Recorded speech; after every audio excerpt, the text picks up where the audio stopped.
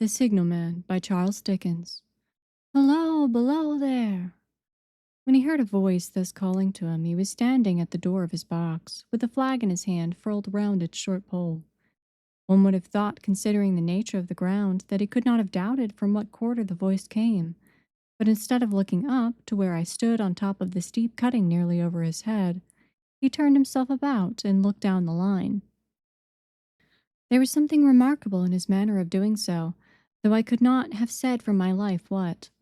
But I know it was remarkable enough to attract my notice, even though his figure was foreshortened and shadowed down in the deep trench, and mine was high above him, so steeped in the glow of an angry sunset that I had shaded my eyes with my hand before I saw him at all.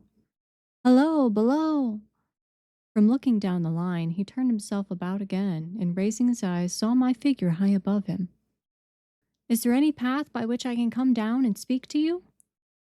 He looked up at me without replying, and I looked down at him without pressing him too soon with a repetition of my idle question. Just then there came a vague vibration in the earth and air, quickly changing into a violent pulsation and oncoming rush that caused me to start back as though it had force to draw me down.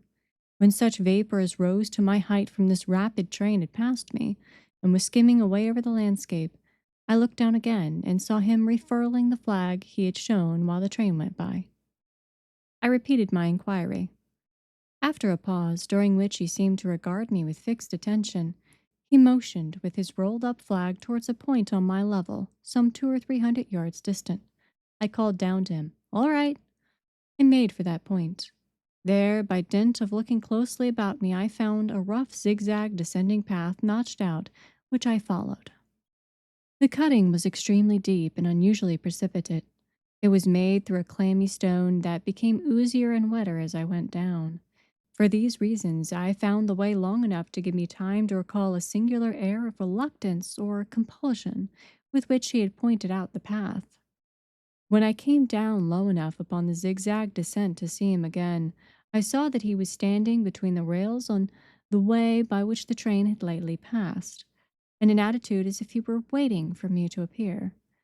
He had his left hand at his chin, and that left elbow rested on his right hand, crossed over his breast. His attitude was one of such expectation and watchfulness that I stopped a moment, wondering at it. When I came down low enough upon the zigzag descent to see him again, I saw that he was standing between the rails on the way by which the train had lately passed, in an attitude as if he were waiting for me to appear. He had his left hand at his chin, and that left elbow rested on his right hand, crossed over his breast. His attitude was one of such expectation and watchfulness that I stopped a moment, wondering at it. I resumed my downward way, and stepping out upon the level of the railroad, and drawing nearer to him, saw that he was a dark, sallow man, with a dark beard and rather heavy eyebrows. His post was in a solitary and dismal place as ever I saw. On either side, a dripping wet wall of jagged stone, excluding all view but a strip of sky.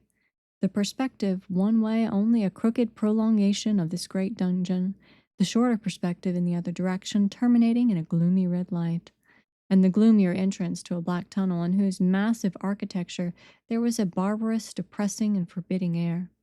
So little sunlight ever found its way to this spot that it had an earthy, deadly smell, and so much cold wind rushed through it that it struck a chill to me, as if I had left the natural world.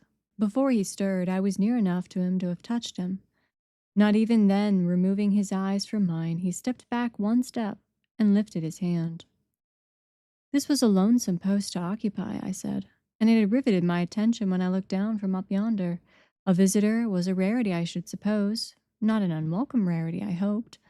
In me, he merely saw a man who had been shut up within narrow limits all his life, and who, being at last set free, had a newly awakened interest in these great works. To such purpose I spoke to him. But I am far from sure of the terms I used, for besides that, I am not happy in opening any conversation. There was something in the man that daunted me. He directed a most curious look towards the red light near the tunnel's mouth, and looked all about it as if something were missing from it, and then looked at me. The light was part of his charge, was it not? He answered in a low voice, "Don't you know it is?" The monstrous thought came into my mind as I perused the fixed eyes and saturnine face. that this was a spirit and not a man. I've speculated since whether there may have been an infection in his mind. In my turn, I stepped back, but in making the action, I detected in his eyes some latent fear of me. This put the monstrous thought to flight.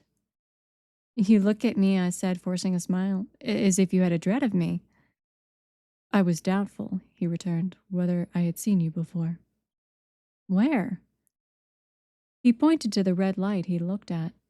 There? I said. Intently watchful of me, he replied, but without a sound. Yes. My good fellow, what should I do there? However, be that as it may, I never was there, you may swear. I think I may, he rejoined. Yes, I'm sure I may. His manner cleared like my own. He replied to my remarks with readiness and in well chosen words. He had much to do there. Yes, that was to say, he had enough responsibility to bear, but exactness and watchfulness were what was required of him, and of actual work, manual labor, he had next to none. To change that signal, to trim those lights, to turn this iron handle now and then, was all he had to do under that head. Regarding those many long and lonely hours of which I seemed to make so much, he could only say that routine of his life had shaped itself into that form, and he had grown used to it.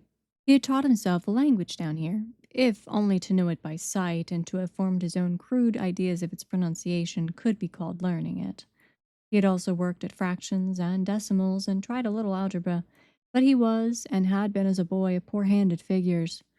Was it necessary for him, when on duty, always to remain in that channel of damp air? And could he never rise into the sunshine from between those high stone walls? Why, that depended upon times and circumstances. Under some conditions there would be less upon the line than under others. And the same held good as to certain hours of the day and night. In bright weather he did choose occasions for getting a little above these lower shadows, but being at all times liable to be called by his electric bell, and at such times listening for it with redoubled anxiety, the relief was less than I would suppose. He took me into his box, where there was a fire, a desk for an official book in which he had to make certain entries, a telegraphic instrument with its dial face and needles, and the little bell of which he had spoken. On my trusting that he would excuse the remark that he had been well educated, and I hoped I might say without offense, perhaps educated above that station, he observed that instances of slight incongruity in such wise would rarely be found wanting among large bodies of men, that he had heard it was so in workhouses, in the police force, and even in that last desperate resource, the army, and that he knew it was so more or less in any great railway staff. He had been, when young, if I could believe it, sitting in that hut, he scarcely could, a student of natural philosophy, and had attended lectures. But he had run wild, misused his opportunities, gone down, and never risen again. He had no complaint to offer about that. He made his bed, and he lay upon it. It was far too late to make another. All that I have here condensed, he said in a quiet manner, with his grave, dark regards divided between me and the fire. He threw in the word, sir, from time to time, and especially when he referred to his youth, as though to request me to understand that he claimed to be nothing but what I found him. He was several times interrupted by the little bell, and had to read off messages and send replies. Once he had to stand without the door and display a flag as a train passed, and make some verbal communication to the driver. In the discharge of his duties, I observed him to be remarkably exact and vigilant, breaking off his discourse at a syllable and remaining silent until what he had to do was done. In a word, I should have set this man down as one of the safest men to be employed in that capacity, but for the circumstance that while he was speaking to me, he twice broke off with a fallen color, turned his face toward the little bell when it did not ring, opened the door of the hut, which was kept shut to exclude the unhealthy damp, and looked out towards the red light near the mouth of the tunnel. On both of those occasions he came back to the fire with the inexplicable air upon him which I had remarked, without being able to define, when we were so far asunder.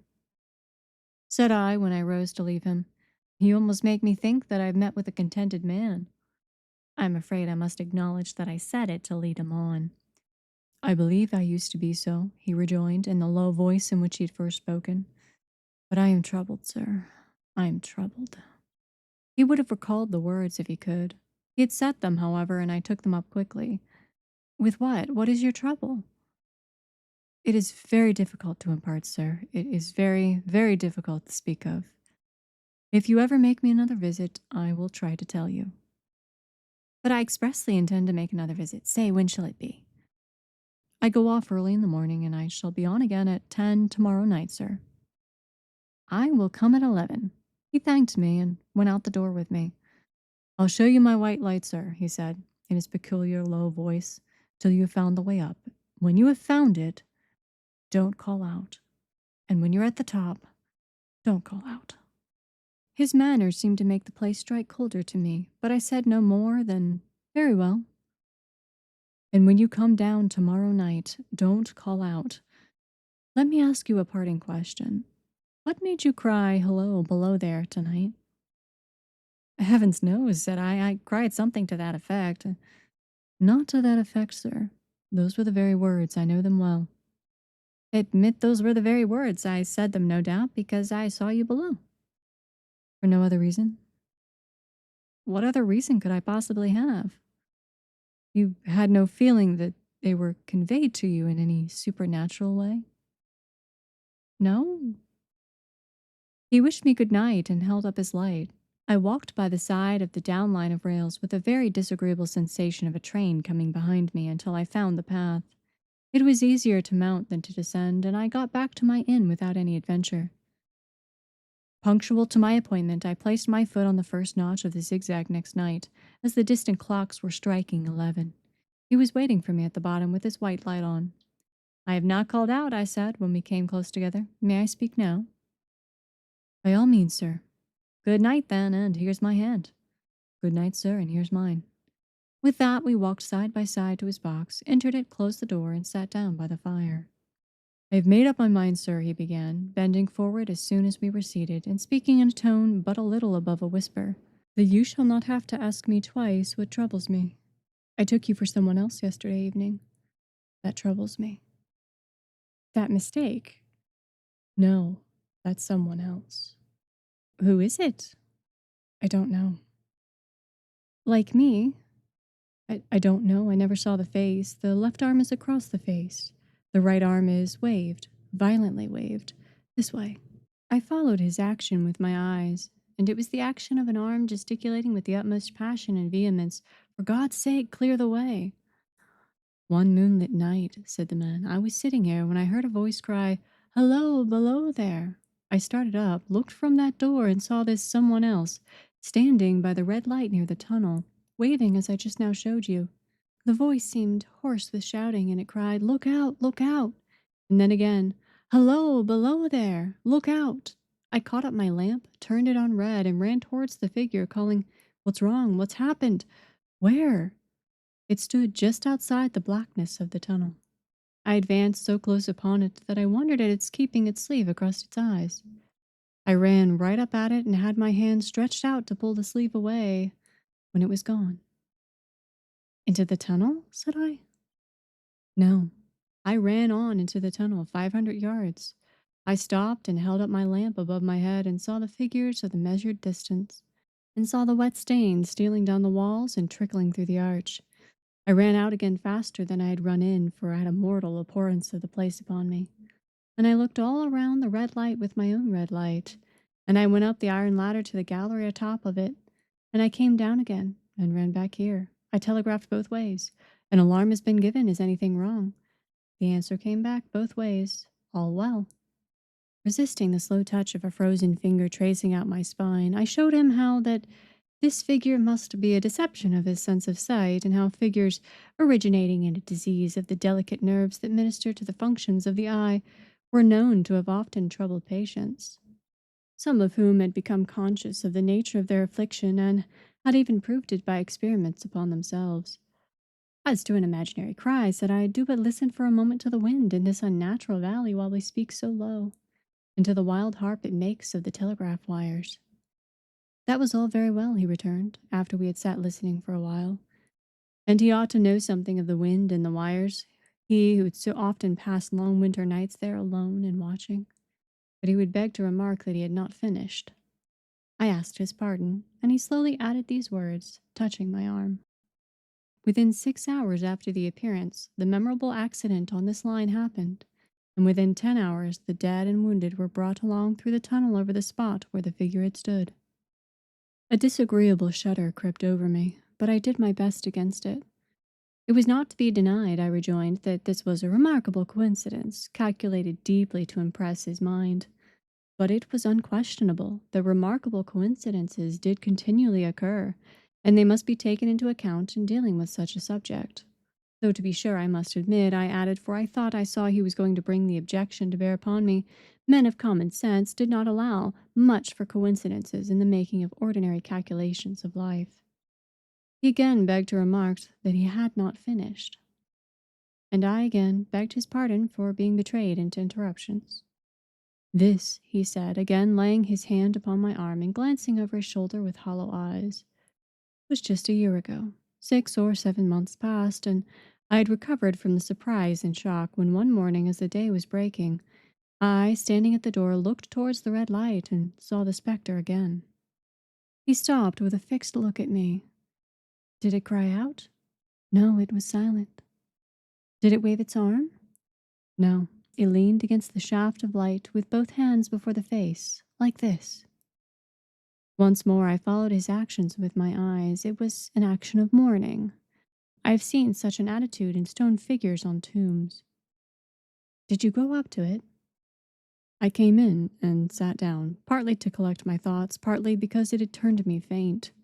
When I went to the door again, daylight was above me and the ghost was gone. But nothing followed, nothing came of this? He touched me on the arm with his forefinger twice or thrice, giving a ghastly nod each time. That very day a train came out of the tunnel.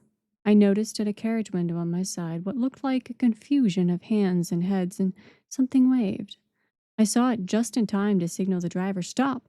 He shut off and put his brake on, but the train drifted past here 150 yards or more. I ran after it, and as I went along heard terrible screams and cries. A beautiful young lady had died instantaneously in one of the compartments, and was brought in here and laid down on this floor between us. Involuntarily I pushed my chair back as I looked from the boards at which he pointed to himself. True, sir, true. Precisely as it happened, so I tell it you. I could think of nothing to say to any purpose, and my mouth was very dry. The wind and the wires took up the story with a long lamenting wail. He resumed. Now, sir, mark this, and judge how my mind is troubled. The spectre came back a week ago. Ever since, it has been there now and again, by fits and starts. At the light, at the danger light. What does it seem to do? He repeated, if possible with increased passion and vehemence, the former gesticulation of "for God's sake, clear the way." Then he went on. I have no peace or rest for it. It calls to me for many minutes together in an agonized manner. Below there, look out, look out. It stands waving to me. It rings my little bell. I caught at that. Did it ring your bell yesterday evening when I was here and you went to the door? Twice. Why, see, said I, how your imagination misleads you. My eyes were on the bell and my ears were open to the bell, and if I am a living man, it did not ring at those times. No, nor at any other time, except when it was rung in the natural course of physical things by the station communicating with you. He shook his head. I have never made a mistake as to that yet, sir. I have never confused the spectre's ring with the man's. The ghost's ring is a strange vibration in the bell that it derives from nothing else. And I have not asserted that the bell stirs to the eye. I don't wonder that you failed to hear it. But I heard it. And did the spectre seem to be there when you looked out? It was there. Both times? He repeated firmly. Both times. Will you come to the door with me and look for it now? He bit his under lip as though he were somewhat unwilling, but arose. I opened the door and stood on the step, while he stood in the doorway. There was the danger light. There was the dismal mouth of the tunnel. There was the high, wet stone walls of the cutting. There were the stars above them. Do you see it? I asked him, taking particular note of his face. His eyes were prominent and strained, but not very much more so, perhaps, than my own had been when I had directed them earnestly toward the same spot. No, he answered. It is not there. Agreed, said I. We went in again, shut the door, and resumed our seats. I was thinking how best to improve this advantage, if it might be called one, when he took up the conversation in such a matter of course way, so assuming that there could be no serious question of the fact between us, that I felt myself placed in the weakest of positions. By this time you will fully understand, sir, he said, that what troubles me so dreadfully is the question, what does the spectre mean? I was not sure, I told him, that I did fully understand. What is it warning against? He said, ruminating with his eyes on the fire, and only by times turning them on me.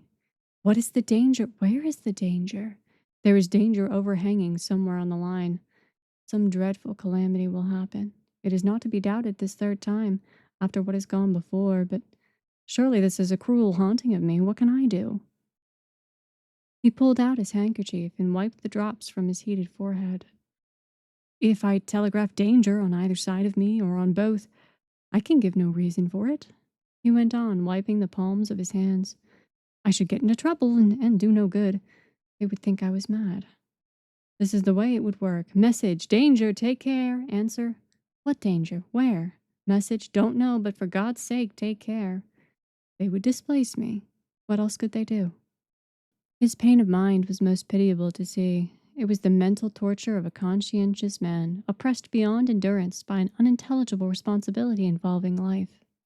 When it first stood under the danger light, he went on, putting his dark hair back from his head and drawing his hands outward across and across his temples in an extremity of feverish distress. Why not tell me where that accident was to happen, if it must happen? Why not tell me how it could be averted, if it could have been averted? When on its second coming it hit its face, why not tell me instead, she is going to die, let them keep her at home? If it came on those two occasions only to show me that its warnings were true and so prepare me for the third, why not warn me plainly now, and I, Lord help me, a mere poor signalman on his solitary station, why not go to somebody with credit to be believed and power to act? When I saw him in this state, I saw that for the poor man's sake, as well as for the public safety, what I had to do for the time was to compose his mind. Therefore, setting aside all question of reality or unreality between us, I represented to him that whoever thoroughly discharged his duty must do well, and that at least it was for his comfort that he understood his duty, though he did not understand these confounding appearances. In this effort I succeeded far better than in the attempt to reason him out of his conviction. He became calm. The occupations incidental to his post as the night advanced began to make larger demands on his attention, and I left him at 2 in the morning. I had offered to stay through the night, but he would not hear of it. That I more than once looked back at the red light as I ascended the pathway, that I did not like the red light, and that I should have slept but poorly if my bed had been under it, I see no reason to conceal. Nor did I like the two sequences of the accident and the dead girl. I see no reason to conceal that either. But what ran most in my thoughts was the consideration of how ought I to act, having become the recipient of this disclosure. I had proved the man to be intelligent, vigilant, painstaking, and exact, but how long might he remain so in this state of mind? Though in a subordinate position, still he held a most important trust, and would I, for instance, like to stake my own life on the chances of his continuing to execute it with precision? Unable to overcome a feeling that there would be something treacherous in my communicating what he had told me to his superiors in the company, without first being plain with himself and proposing a middle course to him, I ultimately resolved to offer to accompany him, otherwise keeping his secret for the present, to the wisest medical practitioner we could hear of in those parts, and to take his opinion. A change in his time of duty would come round next night. He had apprised me, and he would be off an hour or two after sunrise, and on again soon after sunset. I had appointed to return accordingly. Next evening was a lovely evening. I walked out early to enjoy it. The sun was not quite down when I traversed the field path near the top of the deep cutting. I would extend my walk for an hour. I said to myself, half an hour on and half an hour back, and it would then be time to go to my signalman's box. Before pursuing my stroll, I stepped to the brink and mechanically looked down from the point which I had first seen him. I cannot describe the thrill that seized upon me when close at the mouth of the tunnel I saw the appearance of a man, with his left sleeve across his eyes, passionately waving his right arm. The nameless horror that oppressed me passed in a moment, for in a moment I saw that this appearance of a man was a man indeed, and that there was a little group of other men standing at a short distance, to whom he seemed to be rehearsing the gesture he made. The danger light was not yet lighted. Against its shaft, a little low hut, entirely new to me, had been made of some wooden supports and a tarpaulin. It looked no bigger than a bed. With an irresistible sense that something was wrong, with a flashing of self-reproachful fear that fatal mischief had come of my leaving the man there, and causing no one to be sent to overlook or correct what he did, I descended the notched path with all the speed I could make. "What is the matter?" I asked the men. "Signalman killed this morning, sir." "Not the man belonging to that box?" "Yes, sir." "Not the man I know?" "You will recognize him, sir, if you knew him," said the man who spoke for the others, solemnly uncovering his own head and raising an end of the tarpaulin, for his face is quite composed. "How did this happen? How did this happen?" I asked, turning from one to the other as the hut closed in again. "He was cut down by an engine, sir. No man in England knew his work better. But somehow he was not clear of the outer rail. It was just broad day. He had struck the light and had the lamp in his hand. As the engine came out of the tunnel, his back was toward her, and she cut him down. That man drove her, and he was showing how it happened. Show the gentleman, Tom." The man, who wore a rough dark dress, stepped back to his former place at the mouth of the tunnel. "Coming round the curve in the tunnel, sir," he said. "I saw him at the end, like as if I saw him down a perspective glass. There was no time to check speed. I knew him to be very careful, as he didn't seem to take heed of the whistle. I shut it off when we were running down upon him, and I called to him as loud as I could call." "What did you say?" "I said, 'Below there, look out, for God's sake, clear the way.'" I started. "Oh, it was a dreadful time, sir. I never left off calling to him. I put this arm before my eyes not to see, and I waved this arm to the last, but it was no use." Without prolonging the narrative to dwell on any one of its curious circumstances more than any other, I may, in closing, point out that the coincidence that the warning of the engine driver included not only the words which the unfortunate signalman had repeated to me as haunting him, but also the words which I myself, not he, had attached, and that only in my mind, to the gesticulation he had imitated.